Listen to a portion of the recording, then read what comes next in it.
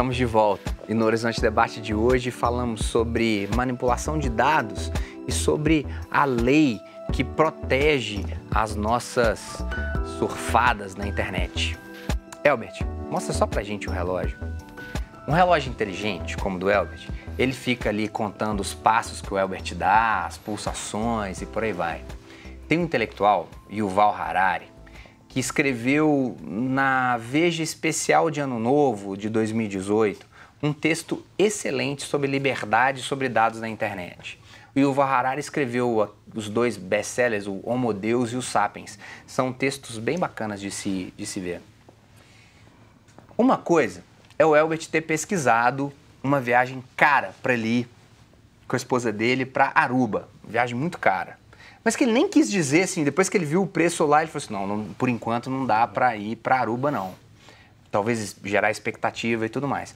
Mas depois a rede social dele vai ficar infinitamente alimentando a rede social dele de imagens de Aruba e por aí vai. Ele pode até negar que não quer Aruba mais. Mas o Apple Watch, né, o relógio inteligente, quando ele está de frente, por exemplo, de uma vitrine, a pulsação, a pressão sanguínea, o Yuval Harari vai dizer que nós estamos com dispositivos desse tipo vigiados, inclusive, naquilo que a gente não consegue negar. Ou seja, você está de frente de uma vitrine, de uma joia, que você quer muito, e ali começa a captar a sua manifestação mais básica. É o Jairo, psicólogo, aqui colocando essas coisas. Mas e se houve, na eleição, Elbert, para o Matheus, que estava indeciso, uma mensagem com base naquilo que ele posta, naquilo que ele curte, naquilo que ele alimenta da rede social, uma propaganda de um candidato político, especificamente com o algoritmo que analisou esses dados. E aquela propaganda, ela foi como uma luva, e ele decidiu, com base, talvez, numa notícia falsa, isso. Isso aconteceu? Acredito que sim. Os algoritmos são feitos, né? Eles não são criados, embora a gente tenha uma discussão, que acho que eu até te recomendo ter um segundo debate sobre isso, né? A influência da inteligência artificial, sim. Acho que dá um bom tema aqui. E a gente já vê assim, o automatismo, inclusive na construção de software. Será que o Juan, esse nosso telespectador, talvez o bolsonarista mais ferrenho dos telespectadores da TV Horizonte, o Juan será que foi manipulado por essas informações? Quando eu construo um algoritmo, ele tem uma finalidade.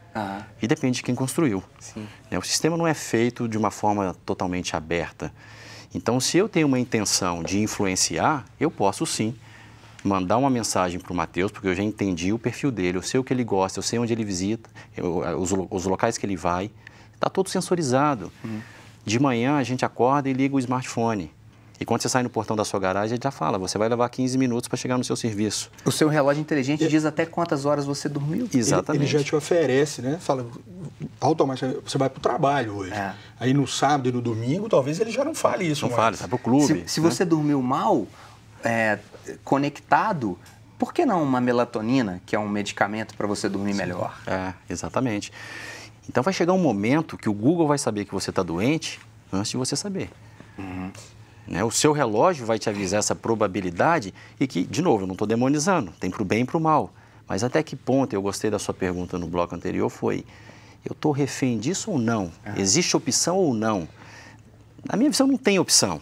A tecnologia ela é pervasiva, ela é ubíqua. Esse conceito de ubíqua, ela está em todo lugar hoje. Mas e se um candidato manda a foto de um outro candidato com uma montagem e esse candidato, oponente, com um chifrinho, segurando o tridente, ou seja, esse candidato é o candidato do demônio. Isso é contra a lei? Isso Depende do tipo de publicação. Talvez essa que você deu esse exemplo... Se nós tivéssemos recebido uma imagem dessa, a gente ia talvez olhar isso, mas um sujeito... talvez pobre de instrução, sim, ou muito fanático religiosamente. Isso influencia na decisão dele? Já foi exatamente isso que aconteceu nos Estados Unidos. A campanha... No Brasil também, Matheus? Talvez, eu não posso afirmar, mas talvez sim. Lá publicou-se inúmeras vezes eram anúncios, vídeos e etc., que a Hillary estava doente. E aí, como o eleitorado, o eleitor eu vou votar numa pessoa que depois ela pode ser internada, quem é o vice e etc. Com relação à pergunta anterior, dependendo do que for postado, sim. Aí todo mundo fala, fake news, fake news. A notícia falsa, o problema dela é a consequência que ela gera. Então, eu virar e falar assim, hoje vai chover. Não choveu, não tem nenhum embasamento técnico, teórico e etc. É falso. Não choveu, mas qual a consequência disso? Nenhuma. Agora, eu afirmar que o Jair, o psicólogo, é incompetente e eu colocar, divulgar, ou o que aconteceu, acontece, fulano, isso com pessoas, inclusive, na maioria das vezes, a gente vê as notícias de pessoas de baixa instrução, o fulano abusou do menor. O que a população vai lá e faz? Ela vai lá e lincha o sujeito. Muitas vezes ela mata o sujeito. Então, a consequência daquela divulgação falsa é que vai ter que ser reprimida pelo direito. Enfim, eu acredito, a minha opinião é que não precisamos criar outra lei para tratar de fake news. Então, peraí. Qual que é o resultado dessa fake news? O político fulano de tal é isso. Se ele prova que ele não pode ser uma calúnia, uma injúria, uma difamação, etc. E tem os crimes próprios na lei eleitoral, enfim. Então, a gente tem que tratar mais a consequência. Mas que os algoritmos estão aí e estão sendo usados para isso, não tem a menor dúvida. Olha que bacana. Lucas, de Belo Horizonte. Lucas, obrigado pela sua participação. Boa noite. Existe hoje a Lei Geral de Proteção de Dados. Visa exatamente evitar o vazamento irregular desses dados. E por isso é interessante que o Brasil também adote algo parecido com o que a Europa faz. Donald Trump e o Brexit na Inglaterra, a saída da Inglaterra da União Europeia, hoje a gente sabe que foi extremamente manipulado. Sim. Os algoritmos, a pedido, contratados pela equipe, pelas campanhas, enfim. Inclusive, o atual primeiro-ministro foi um que levantou a bandeira há muito tempo, antes de virar na Inglaterra primeiro-ministro. Então, a Lei Geral de Proteção de Dados Pessoais, ela é exatamente... não é exato, mas enfim, ela é espelhada... Ela entra no ano que vem, né? Uma lei bacana, é uma lei moderna? Sim, sim. Ela colocou o Brasil num patamar de primeiro mundo nesse sentido. A lei, ela é um espelho ela é embasada na lei europeia, o GDPR. GDPR, o Lucas citou aqui. Sim, e o que a gente tem que lembrar a lei ela não está aí para evitar o vazamento. Aí a parte técnica é que vai atuar para evitar, juntamente com a empresa, com o dono, enfim, ela vai entender o negócio, o advogado auxilia lá a parte técnica, no que a lei exige isso. O técnico vai falar, não, olha, o sistema de segurança é esse. O que ela está lá é prevendo quais são os dados que ela protege, são os dados pessoais, não é dado empresarial, é dado de gente, de pessoa. A sensibilidade, o quão sensível são esses dados. Sim, que morre justamente, que morre gente, né? Morre gente. E justamente para evitar, talvez, que essa manipulação de dados se extrapole a um momento que a gente não sabe o que vai acontecer. Então, e aí ela, obviamente, prevê as sanções em caso de vazamento. O que é a solução? A solução é uma população educada? É uma população que é crítica? Uma população que é oferecida para informação? E essa é a solução?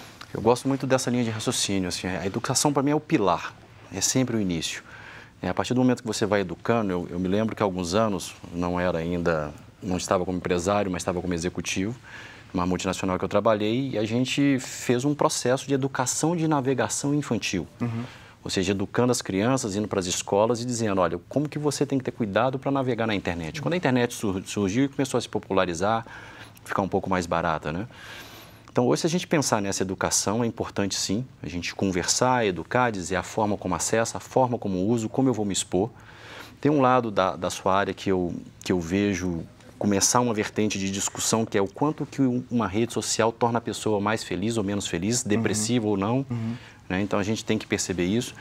Naquele comentário que você fez quando o WhatsApp saiu, a gente festejou, e eu falo a gente de uma forma geral, porque a produtividade nas empresas aumentou. Exatamente. Né? Então, esse processo de educação tem que ser feito. Até o vazamento de dados empresariais diminuiu. Sim. Porque hoje, a gente pensar em vazamento de dados, por mais que, por medida técnica, tem empresas que desabilitam o USB, então o sujeito, o colaborador, não adianta ele levar um pendrive para copiar alguma coisa, ele não consegue acessar o e-mail dele pessoal, mas ele tem um celular com 3G, 4G, 4.5G, ele tira uma foto. Senhores, que programa sensacional. Tenho uma modéstia para dizer que o Horizonte Debate é o melhor programa de debates da TV de Minas. Obrigado e, de fato, Elbert, convite para mais um, com certeza. Obrigado. O programa de hoje fica por aqui. Nós agradecemos a sua companhia e eu te espero na semana que vem para mais um Horizonte Debate. Um grande abraço e até lá. Tchau.